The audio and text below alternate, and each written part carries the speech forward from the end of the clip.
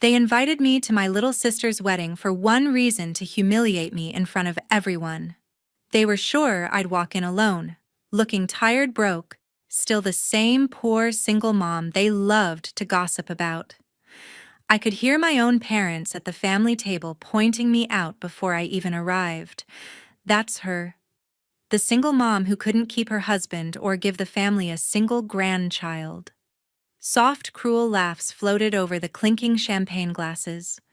My sister stood in the center of the ballroom, white gown, sparkling lips curled in that smug little smile she's had since we were kids. Then the massive double doors of the Conrad Indianapolis ballroom swung open. 200 heads snapped toward the entrance at the exact same second. Someone actually gasped out loud. Because I didn't walk in alone.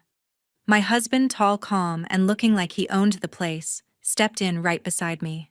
And right behind us came our 4 little boys, 3 matching 3-year-olds in tiny custom suits, and our 8-year-old leading the way, like a prince. The entire room froze. Dead. Silent. Not a single glass moved. Not a word. You could have heard a pin drop on that marble floor. That was the moment my sister's perfect day turned into her worst nightmare. Hi, I'm Kendall Pierce, and what you just saw was the ending. Let me take you back to the day my own family threw me out with 1 suitcase and $5,000 and told me never to come back. If your own blood has ever turned their back on you, drop your city and your story in the comments. I read every single one, and trust me, you're not alone. Like this video right now if you're ready for some serious family karma, and let's dive in. Kendall Pierce grew up inside a red brick colonial on the edge of Speedway, the kind of house that still had the original 1920s hardwood floors and a 3-car garage big enough for the vintage Corvettes her father collected. The Pierce family had poured concrete and built half the warehouses around Indianapolis Motor Speedway 3 generations back, and they never let anyone forget it. Money wasn't the issue. Image was everything. Her mother, Patricia Pierce, chaired every charity gala that mattered and made sure the society pages spelled the family name right. Her father, Richard, spoke maybe 50 words a week at home, but when he did, people listened. And then there was Reagan, 5 years younger, blonde, loud, and from the day she could talk, the undisputed princess of the house. Whatever Reagan wanted, Reagan got. Kendall learned early that second place in that family simply didn't exist. At 26, Kendall married Alex Carter, a quiet structural engineer who worked for one of her father's competitors. He wasn't rich, he wasn't connected, and he definitely wasn't what Patricia had pictured for her eldest daughter. But he made Kendall laugh in a way nobody else ever had. They rented a modest ranch house in Plainfield, 20 minutes west of the city, and started trying for a baby the week after the wedding. 18 months later, Alex kissed her goodbye one Tuesday morning, drove onto I-465, and never came home. A jackknifed semi crossed the median. The police said he died instantly. The funeral was held at Crown Hill under a gray January sky. Kendall stood beside the casket in black heels that hurt her feet, clutching a single white rose. That was the first time she heard her mother whisper to the cousins clustered behind her, "We can't have a daughter-in-law who doesn't leave us a grandchild. What will people say?" Reagan, standing right there in her designer coat, added loud enough for half the row to hear, "Guess some people just aren't cut out for the family thing." Richard didn't say anything that day. He simply placed a hand on his wife's shoulder and guided her back to the limo. For the next 3 months, Kendall lived in a fog. She kept waiting for someone to ask how she was holding up. Instead, the questions were always the same. Any chance you're pregnant? Did the doctors say why it didn't happen? Have you thought about seeing that specialist downtown? One Sunday after church, Patricia called her into the study, the one with the mahogany paneling and the portrait of great-grandfather Pierce hanging over the fireplace. Richard was already there, sitting behind the desk, hands folded. "We've made a decision," Patricia began, voice smooth as the pearls around her neck. "This situation is hurting the family's reputation. People talk. They see you still wearing that ring, still childless, still grieving in our house. It reflects badly on all of us. Kendall felt the floor tilt. Mom, Alex has only been gone 90 days. Richard finally spoke low and final. Your mother's right. We're giving you $5,000 and the SUV. That's generous. You'll take your things and leave quietly. No scenes at the country club, no showing up to the charity auctions. As far as Indianapolis society is concerned, you're handling your loss privately. Reagan leaned against the doorframe, arms crossed, watching like it was her favorite show. It's for the best, sis. You were never really one of us anyway. That night, it rained hard enough to flood the gutters. Kendall packed one suitcase, the framed wedding photo she couldn't bring herself to leave behind, and the urn with Alex's ashes. She loaded everything into the back seat of the paid-off Highlander while the security lights flickered across the wet driveway. Patricia handed her an envelope with the cash and didn't meet her eyes. Don't make this harder than it has to be. Richard stayed inside. He never came out to the porch. Kendall backed down the long driveway for the last time, windshield wipers beating like a heartbeat, and didn't look in the rearview mirror once. The gates closed behind her with a soft, expensive click that sounded exactly like the end of everything she'd ever known. Kendall signed the lease on a one-bedroom unit in the Eastgate neighborhood, 23 miles, and a whole world away from the manicured lawns of Speedway. The building smelled like old grease and cheap pine cleaner. She took every overnight cashier shift the 24-hour Kroger on Shadeland Avenue would give her, clocking out at 7 in the morning with sore feet and the taste of stale coffee in her mouth. The $5,000 disappeared fast. First month's rent, a security deposit, electricity turn-on fee, a used crib from Facebook Marketplace. After that, she qualified for Section 8 and SNAP, but the paperwork felt like punishment. Every form asked the same question in a different way: marital status, number of dependents. She checked the boxes alone. One Saturday, she volunteered at the Children's Bureau on North Meridian, stuffing back-to-school backpacks for foster kids. That was the first time she saw Logan read, a scrawny 3-year-old with sandy curls and a heart monitor sticker still stuck to his shirt from a recent hospital stay. The social worker explained he had been surrendered at birth because of a congenital heart defect that required monitoring and eventual surgery. Private adoptions had fallen through twice. Most families wanted healthy infants. Kendall kept finding excuses to visit the playroom. Logan would hand her broken crayons and call every adult miss. Something about the way he leaned into her when she read Goodnight Moon made the ache in her chest shift into something protective. 6 months later, after home visits, background checks, CPR classes, and a mountain of paperwork, the judge signed the adoption decree. Logan officially became Logan Reed Pierce. She dropped the hyphen a year later. He never asked for it back. Life narrowed to a tight circle: work, daycare drop-off, pediatric cardiology appointments at Riley Hospital, microwave dinners, and the constant hum of worry about the surgery bill looming on the horizon. Logan's defect was a moderate atrial septal hole, not immediately life-threatening, but the cardiologist wanted it closed before kindergarten.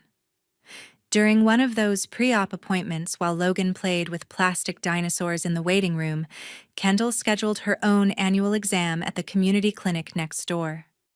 She hadn't been since before Alex died. The nurse practitioner pulled up the old fertility workup from the married days and frowned at the screen. "Everything on your side looks perfect," she said, turning the monitor so Kendall could see. "Ovarian reserve, normal tubes. Clear hormones, textbook. The seminogram from your late husband, though, severely low count and poor motility. Honestly, it's a miracle you didn't conceive sooner, only if you were actively preventing." Kendall sat very still while the words sank in.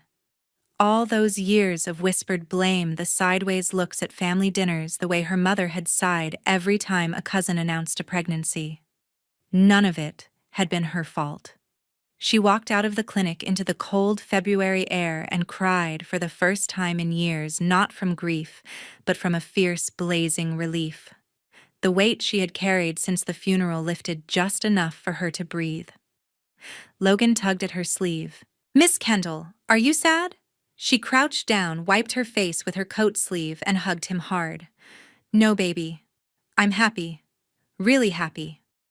That night, she splurged on a $10 bottle of cheap sparkling wine from the gas station and toasted the tiny apartment that now felt a little less like a prison and a lot more like a beginning.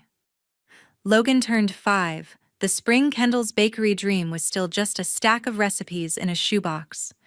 He had grown into a wiry kid with endless energy and a laugh that made strangers smile on the sidewalk. One Saturday, they walked to the corner market for milk. Logan darted ahead on his new scooter. An older boy on an electric bike blew through the stop sign at 30 miles an hour. Kendall heard the screech, saw the flash of chrome, and then her son was on the pavement clutching his left side. She scooped him up, blood already soaking through his t-shirt. The ER at IU Health University Hospital was 12 minutes away if traffic cooperated. She made it in 9 running red lights with hazards flashing and Logan crying in the passenger seat. They rushed him straight to trauma. The attending surgeon who met them in the bay was Nathan Reed, 30 years old, tall, calm, green eyes behind wire-rimmed glasses. He took one look at the X-ray. 3 fractured ribs, 1 displaced shard dangerously close to the pericardium, and called for the OR. "We're taking him up now. Mom, stay with me." Kendall stood outside the operating room doors in paper scrubs while nurses came and went. 4 hours later, Nathan walked out, mask pulled down, sweat still on his forehead. "He's stable." The fragment nicked the pericardial sac but missed the heart itself. "We repaired it. He's a tough kid." She managed a shaky thank you. He squeezed her shoulder just once, then disappeared to write orders. Nathan started checking on Logan every morning before rounds. He brought Matchbox cars for the boy and decent coffee for Kendall. When Logan was discharged a week later, Nathan handed her his personal cell number in case anything feels off. She saved it under Dr. Reed and didn't expect to use it. 3 weeks later, Logan spiked a fever. She texted at 2 in the morning. Nathan called back in 30 seconds, talked her through dosages, then showed up at the apartment with a pediatric stethoscope and a bag of groceries. He examined the boy on the living room floor, pronounced it viral, and stayed to make grilled cheese because Kendall hadn't eaten in 2 days. Those visits turned into Saturday breakfasts, then movie nights, then Sunday farmers market runs. Nathan never pushed, he just became part of their rhythm. Logan started calling him Nate without being told it was okay. One evening in late fall, Nathan helped hang Christmas lights on their tiny balcony and asked if he could kiss her. She said yes before her brain caught up. They dated quietly for 10 months. He met her at the bakery at 5 a.m. to test new muffin recipes. She sat in the gallery during his 20-hour shifts and brought lasagna to the surgeon's lounge. When he proposed on the Monon Trail at Sunset Ring, hidden in a box of her own lemon raspberry cupcakes, she cried so hard Logan thought something was wrong. The wedding was 30 people at the Indiana State Museum, Logan as ring bearer in a tiny gray suit. Nathan's parents tried to pay for everything. Kendall insisted on splitting the cost with bakery profits. She wore a simple lace dress off the rack and felt beautiful for the first time in years. Nathan's trust fund and surgeon's salary could have bought them a mansion in Carmel tomorrow, but Kendall wanted to build something herself. They leased a narrow storefront on Guilford Avenue in Broad Ripple, painted the walls butter yellow, and opened Pierce and Sweet 6 months after the wedding. Lines formed out the door from day one. 18 months later, they added a second location in Fountain Square. By the time the third shop opened in Fishers, Kendall had hired 12 employees and was featured in Indianapolis Monthly as the city's breakout baker. Then, one Tuesday morning, she stared at a positive pregnancy test and laughed until she cried. The ultrasound tech counted once, twice, then turned the screen 3 heartbeats strong and steady.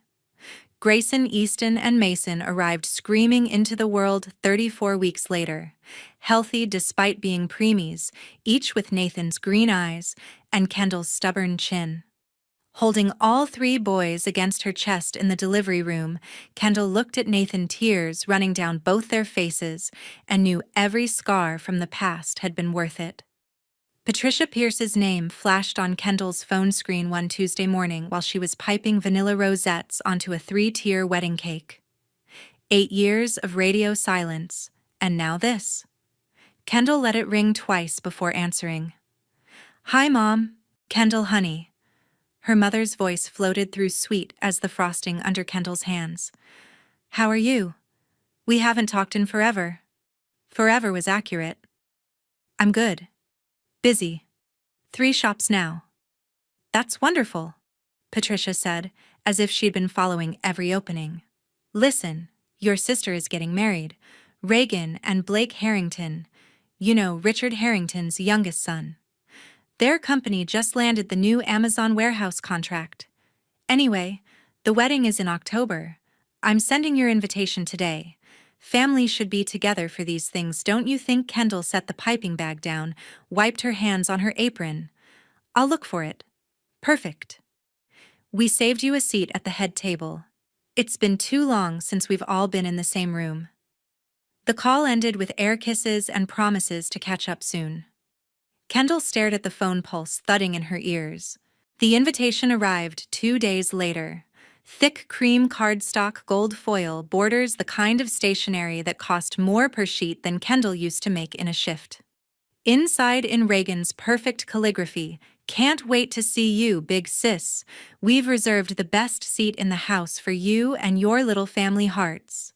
Let's finally get that sister picture we've been missing." Kendall turned the card over. On the back, in the same looping script, "P.S. The date is the 12th. I know that weekend is special for you too. Thought you could swing by the cemetery on the way in. Kill 2 birds' hearts." October 12th was the anniversary of Alex's death.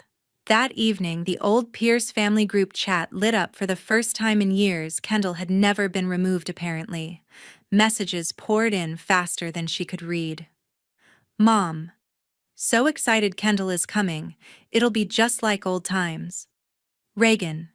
"Totally. I even asked the planner for an extra chair at our table in case she brings her situation. Aunt Linda situation." Reagan. "You know, the adopted one. And whatever else she's got going on these days. Mom." Reagan. "Be nice. Kendall has had a hard road." Reagan. "Oh, I'm being nice. I'm giving her the spotlight she always wanted." Then a string of laughing emojis from cousins Kendall hadn't spoken to since the funeral. Nathan walked in while she was still staring at the screen.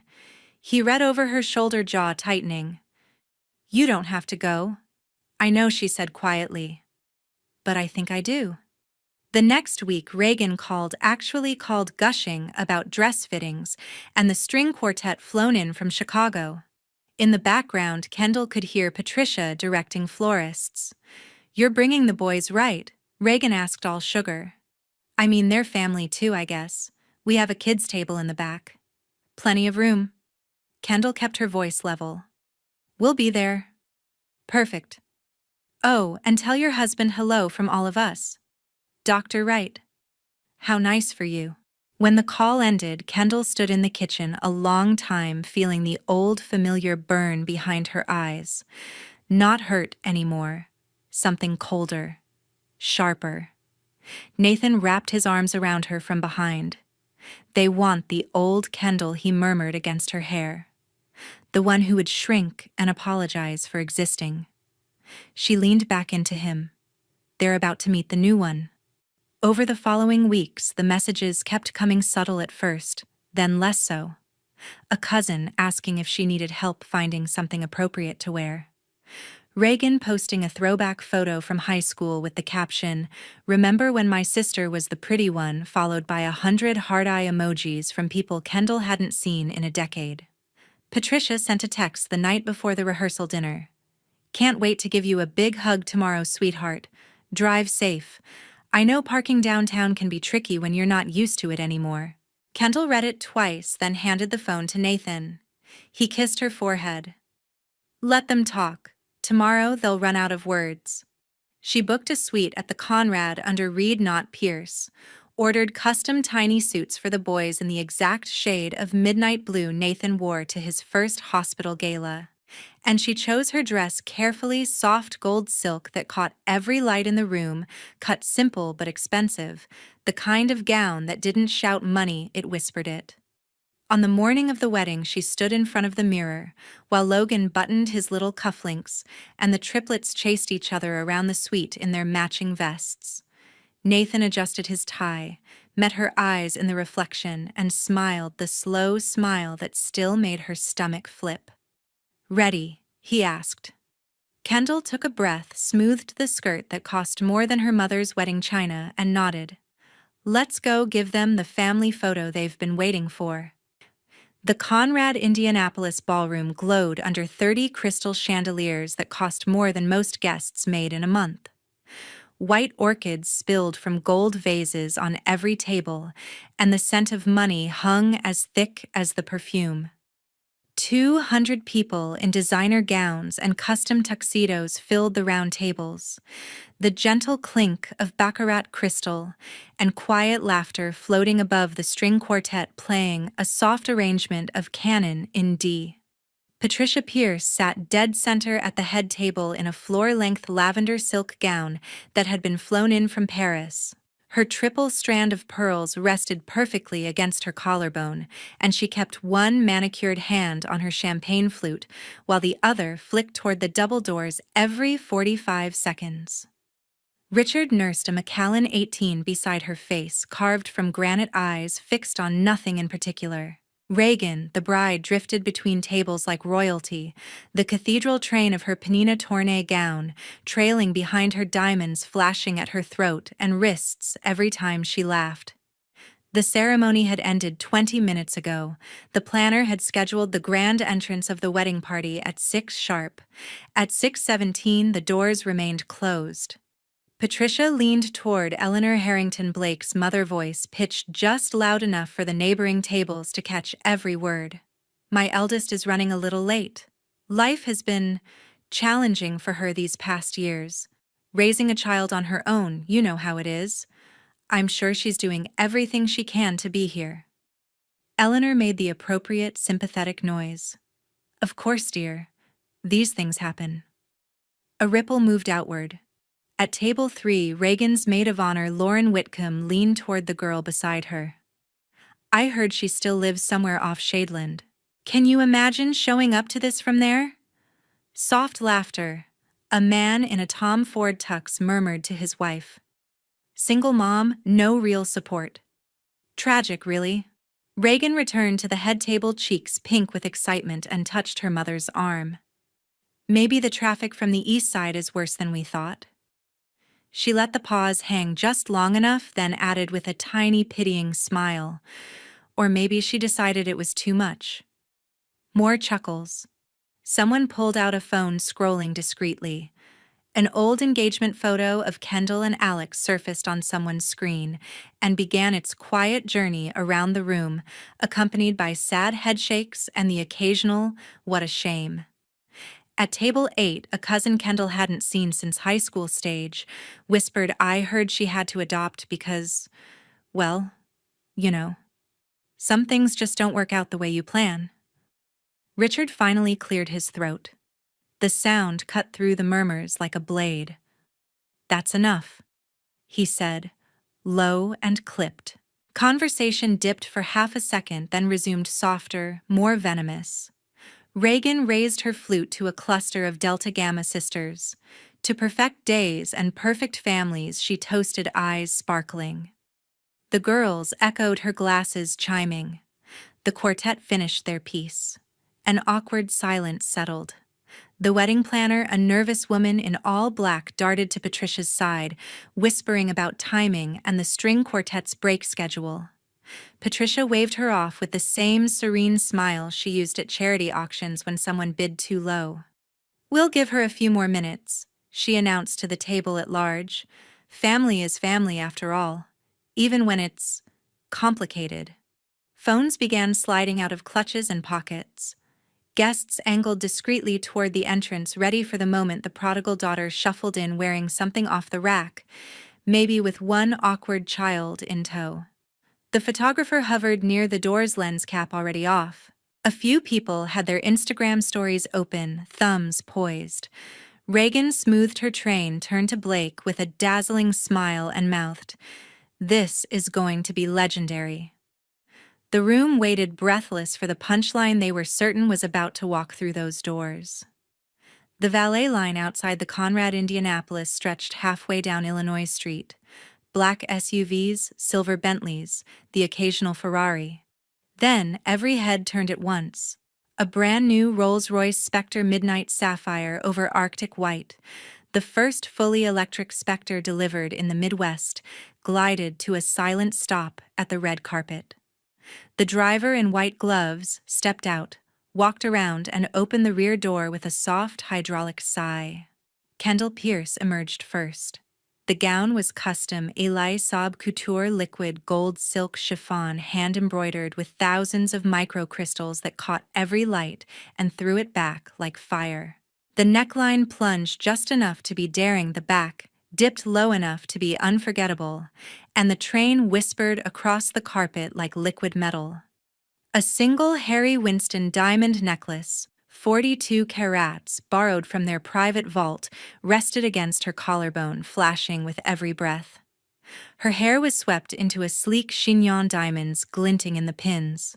Nathan Reed followed, stepping out in midnight blue Tom Ford velvet evening wear, peak lapels sharp enough to cut glass black onyx cufflinks engraved with the boy's initials.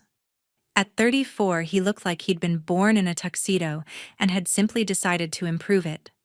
Then came the boys. Logan, 8 years old and already carrying himself like he belonged, exited first in a miniature version of Nathan's suit. Navy velvet silk piping, tiny patent Oxfords polished to mirrors.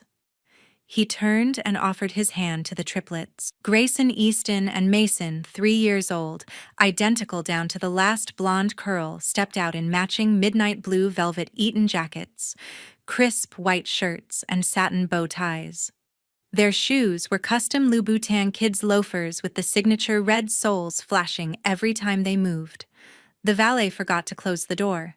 The photographer forgot to breathe. Kendall paused on the carpet for exactly 2 seconds, long enough for every phone in a 50-foot radius to rise, then walked forward. Nathan's hand rested lightly at the small of her back. The boys formed a perfect line behind them, Logan in the center holding his little brother's hands. They crossed the threshold into the ballroom. 200 guests. Some mid-sentence, some mid-sip, froze, as if someone had hit pause on the entire world. 8 seconds of pure, deafening silence. Patricia's champagne flute slipped from her manicured fingers and exploded against the marble in a spray of crystal and rosé. Richard's face drained of color so fast his bourbon sloshed over the rim of his glass. Reagan, standing center stage in her $40,000 gown, felt the bouquet slide from her numb hands and hit the floor with a soft, pathetic thud. Phones rose like a wave. Red recording lights blinked on across the entire room. Kendall didn't flinch. She walked the length of the aisle the wedding planner had cleared for the bride, gold silk shimmering with every step, diamonds flashing like weapons. Nathan matched her pace, calm and lethal. The boys kept perfect step, tiny red soles clicking in rhythm. They stopped 10 feet from the head table. Kendall smiled, slow, regal, devastating. "Mom, Dad, Reagan." Her voice carried without effort, crystal clear in the stunned silence. "You saved us the best seats in the house. How thoughtful." Logan tugged her hand once. "Mom, can we sit now? My bow tie's itchy." The word mom detonated. Patricia made a sound somewhere between a gasp and a sob. Richard's glass finally hit the table, amber liquid spreading across white linen. Reagan swayed, one hand clutching Blake's arm as if the floor had vanished beneath her. Kendall didn't wait for permission. She guided her family forward past the wreckage of Reagan's perfect moment and took the exact chairs that had been pointed out earlier with pitying smiles. The boys climbed up like they owned the place. Grayson immediately reached for the silver butter knife and began polishing fingerprints off it with his napkin. Easton waved at the nearest photographer. Mason leaned against Nathan and yawned. Kendall sat, crossed her legs, and let the smile reach her eyes for the first time all night. The silence shattered. The midnight sapphire Rolls-Royce Spectre became the thumbnail on every viral clip before the night was over. By sunrise Sunday, Hark Spectre Revenge and Harshak Gold Gown Moment were trending nationwide. 37 million views in 48 hours.